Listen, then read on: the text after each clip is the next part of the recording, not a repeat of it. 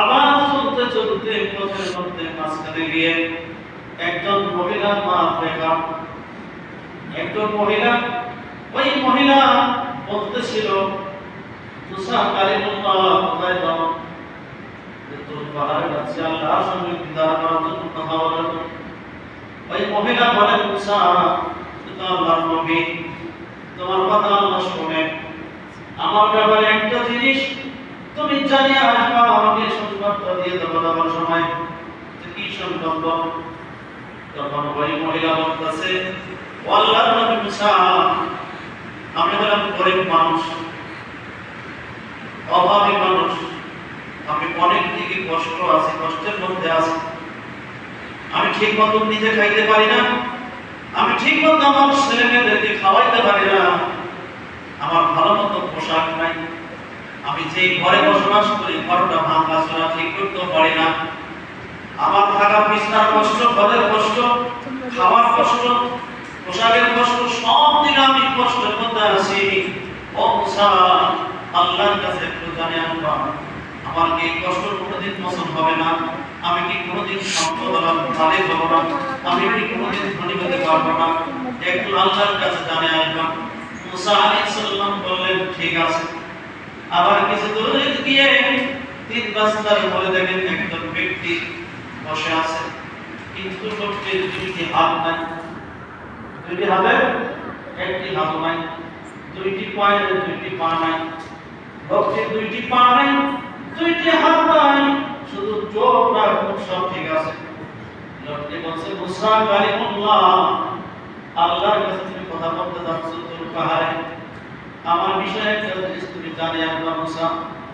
ও মুসা, আল্লাহ আমাকে কেন সৃষ্টি করলেন, আল্লাহ আমাকে কেন বানাইছেন? কারণ আমার দুইটি হাত নাই, আমার দুইটি পা নাই, আমি কিছুই করতে পারি না, দুনিয়ায় আসার পর কারো ব্যবহার করতে পারি না, কিছুই করতে পারি না, নিজ হাতে খাইতে পারি না, হাঁটতেও পারি না। আল্লাহ কেন আমাকে সৃষ্টি করছেন? কারণটা কি? আমার দ্বারা তো কোনো উপকার হয় না। ও মুসা, তুমি আল্লাহর কাছ থেকে জানিয়ে আনবা আমার বিষয়টা। কারণ কোন ব্যক্তি যদি আমাকে হাত দিয়া খাওয়াই দেয় ওদের মধ্যে, তাহলে খাই, আর যদি কেউ না খাওয়াই দেয় না খেয়ে থাকতে হবে, না খেয়ে থাকি। ও মুসা, এখানে আমি আছি, বৃষ্টি আসলে বৃষ্টির মধ্যে ভিজি, রৌদ্র আসলে শুকাই, নিজেই ভিজি আর নিজেই শুকিয়ে যাই, আমাকে কেউ উপকার করতে পারে, আমি ওর উপকার করতে পারি না, আমার হাত নাই পা নাই, তাহলে কি কারণে আল্লাহ আমাকে বানাইছে? তুমি একটু জানিয়ে আসবা, কারণটা কি? আমার দ্বারা দুনিয়ার কোনো উপকার হয় না। মুসা আলাইহিস সালাম বললেন ঠিক আছে। হযরত মুসা আলাইহিস সালাম দূর পাহাড়ে যাওয়ার পরে অনেক অনেক অনেক সময় আল্লাহর সঙ্গে কথা বলেন, আল্লাহর সঙ্গে দিদার করেন। কথা বলতে বলতে অনেক সময় পর, দীর্ঘ সময় পর মুসা আলাইহিস সালাম বললেন, আল্লাহ, আমি যখন আসতেছিলাম রাস্তায় তিনজন ব্যক্তির সঙ্গে আমার সাক্ষাৎ হয়েছে, তিনজন ব্যক্তির বিষয় আপনার কাছে আমাকে জানতে বলেছেন। আল্লাহ, প্রথম ব্যক্তি হল ধনী ব্যক্তি, সম্পদওয়ালা ব্যক্তি, সে অনেক বড় ধনী, অনেক সম্পদ, অনেক টাকা পয়সার মালিক, আল্লাহ প্রথম ব্যক্তি আমাকে জিজ্ঞাসা করতে বলেছে, তুমি যে তাকে এত ধন সম্পদ দিয়েছো, সে নিজে এবং ম্যানেজার সহ সমস্ত কর্মচারী সহ ধন সম্পদের হিসাব করতে করতে হিসাব শেষ করতে পারে না, এতে সময়ের ক্ষতি হয়, ইবাদতের ঘাটতি হয়। ও আল্লাহ, জানতে চেয়েছে তোমার বান্দা কি করলে তার ধন সম্পদ কমে যাবে। আল্লাহ তাআলা বলেন, মুসা কালিমুল্লাহ, আমার বান্দাকে গিয়ে বলবা যে আমার বান্দার ধন সম্পদ কেন এত বেশি হয়েছে? তুমি কি জানতে চাও? আমার বান্দা সর্ব অবস্থায় সব সময় আমার শুকরিয়া আদায় করে, বলে সুবহানাল্লাহ। এত শুকরিয়া আদায় করে, আর কি করে আমার বান্দা?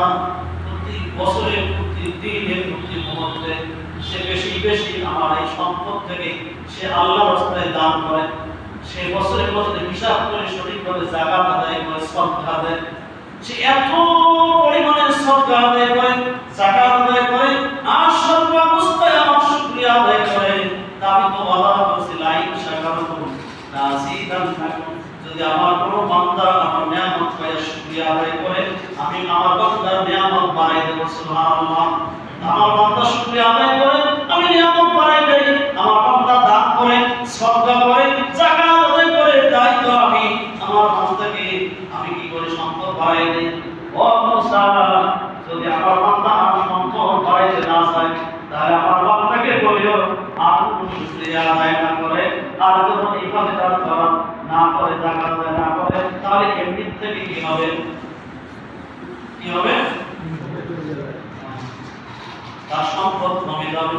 আল্লাহ বলছে লা ইন শাকারতুম লা আযীদান্নাকুম ওয়া লা ইন কাফারতুম, সে যদি শুকরিয়া আদায় না করে তার সম্পদ এমনি কমে যাবে। ঠিক আছে।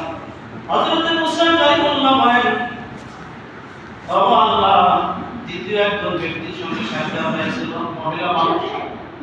আপনার কাছ থেকে ওই মহিলা জানতে চেয়েছে, মহিলার বাবা গরিব মানুষ, তার পেটে খাদ্য নাই, নিজেও খেতে পারে না, সন্তানদেরকে ঠিকভাবে খাওয়াতে পারে না। যে ঘরে বসবাস করে ঘরটা ভাঙা ছিল, ঘরটাও ঠিক করতে পারে না। ও আল্লাহ, ওই মহিলা জানতে চেয়েছে তার কি কোনোদিন অভাব হবে না, সে কি কোনোদিন ধনী হইতে পারবে না, এটা জানতে চেয়েছে। আল্লাহ তাআলা বলেন, মুসা কালিমুল্লাহ, আমার বান্দিকে তুমি বলিও আমি তাকে যা দিয়েছি এটার উপর সে যেন ধৈর্য ধারণ করে এবং শুকরিয়া আদায় করে বসে থাকে, এটার মধ্যে যেন সন্তুষ্ট থাকে। আমি তাকে যা দিয়েছি, যেই অবস্থায় রেখেছি, আমার বান্দি যেন শুকরিয়া আদায় করে আর ওটার মধ্যে যেন সন্তুষ্ট হয়ে থাকে। হযরত মুসা কালিমুল্লাহ বলেন, আল্লাহ, তৃতীয় একজন ব্যক্তির সঙ্গে সাক্ষাৎ হয়েছে। ওই ব্যক্তির দুইটি হাত নাই, ওই ব্যক্তির দুইটি পা নাই। ওই ব্যক্তি জানতে চেয়েছে তার দ্বারাই তো দুনিয়ার কোনো উপকার হয় না, সে কারো উপকার আসে না, সে কারো উপকার করতে পারে না। তাহলে তুমি কি জন্য আমার সৃষ্টি করেছো? আল্লাহ তোমার বান্দা জানতে চেয়েছে, কেউ যদি তাকে খাওয়াই দেয় সে খাইতে পারে, না খাওয়াই দিলে সে না খেয়ে থাকে। বৃষ্টি আসলে ভেজে, রোদ হলে শুকায় না। আল্লাহ তোমার বান্দা জানতে চেয়েছে, তাহলে যে লোকের দ্বারা কোনো উপকার আসে না, খাওয়া হয় না, তাহলে সেই লোককে বাড়াই আমরা দিলাম, জানতে চেয়েছে। আল্লাহ তাআলা বলেন, মুসা কালিমুল্লাহ, পৃথিবীর মধ্যে যত সৃষ্টি আমি করেছি, কোন সৃষ্টিকে বিনা কারণে আমি সৃষ্টি করে নাই। আল্লাহু আকবার। আল্লাহ তাআলা বলেন, মুসা, একটা পিঁপড়া সৃষ্টি করেছি, এই পিঁপড়াটাও কোন কাজের জন্য উপকার হয়, এটা এমনি এমনি পিঁপড়াকে সৃষ্টি করে নাই। আমি আকাশ সৃষ্টি করেছি, এটা এমনি এমনি সৃষ্টি করে নাই। বাতাস সৃষ্টি করছি, এমনি এমনি সৃষ্টি করে নাই। আমি নদীনালা খাল বিল যা সৃষ্টি করছি, সব আমার সৃষ্টির জন্য, উপকারের জন্য সৃষ্টি করছি। আমি কোন ব্যক্তিকে, কোন সৃষ্টিকে আমি যে একটা ব্যায়াম সৃষ্টি করছি, একটা সাপ সৃষ্টি করছি, কোন পোকামাকড় সৃষ্টি করছি, এইরকম মশা মাছি সৃষ্টি করছি, যা সৃষ্টি করছি বিনা কারণে কোন সৃষ্টি আমি সৃষ্টি করে নাই, প্রত্যেকটার কারণ আছে। ও মুসা, আমার ওই বান্দাকে বলিও আমি তার বিনা কারণে সৃষ্টি করে নাই, ওই ব্যক্তিকে সৃষ্টি করছি কিসের জন্য? জাহান্নামের একটা ওয়াল আছে, জাহান্নামের একটা ওয়াল আছে, একটা প্রাচীর আছে। ওই একটা জাহান্নামের একটা ওয়াল, একটা প্রাচীরের একটা ছিদ্র আছে, ছিদ্র ফুটা যেটাকে বলে, ওই ছিদ্রটা ফুটা না, এখন পর্যন্ত ফুটা আছে, ছিদ্র আছে। আমি ওই অসল ব্যক্তিটাকে দিয়ে, আমি ওই বান্দাকে দিয়ে ওই জাহান্নামের প্রাচীরের ফুটাটা একদিন বন্ধ করে দেব। আল্লাহু আকবার। আল্লাহ তাআলা বলেন, মুসা, আমার বান্দাকে বলবা সেও আমার উপকারে আসবে, তবে একটা কারণে বানাইছে। বলে সুবহানাল্লাহ। কোন মানুষকে বিনা কারণে, কোন সৃষ্টিকে বিনা কারণে আমি সৃষ্টি করে নাই। আমার বন্ধুগণ, আল্লাহ শুকরিয়া আদায় করলে আল্লাহ নিয়ামত বাড়ায় দেয়, বেশি বেশি দান খয়রাত করলে আল্লাহ সম্পদ বাড়ায় দেয়, বেশি বেশি যাকাত আদায় করলে আল্লাহ সম্পদের মধ্যে বরকত দিয়ে দেয়।